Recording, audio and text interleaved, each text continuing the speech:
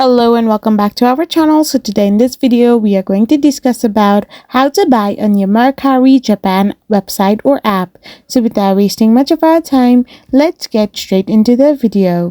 So Mercari app is basically a second-hand platform where you buy and sell stuffs. So to buy or sell stuffs on here, you need to first of all get registered into your account by opening a Mercari website.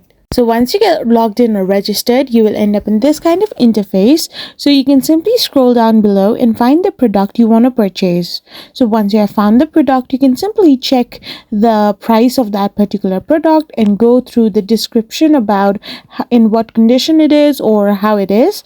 So after you have reviewed it, you can simply confirm your purchase details by adding in a coupon that is available, or you can even use different kind of payment methods or link with the D point and finally hit the buy button.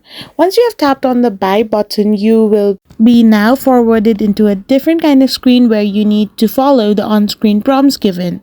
So this is how you can simply buy from Mercari Japan. I hope you found this video helpful, so don't forget to hit that subscribe button and to give us a thumbs up. We will be back again with more informative videos. Thank you for watching.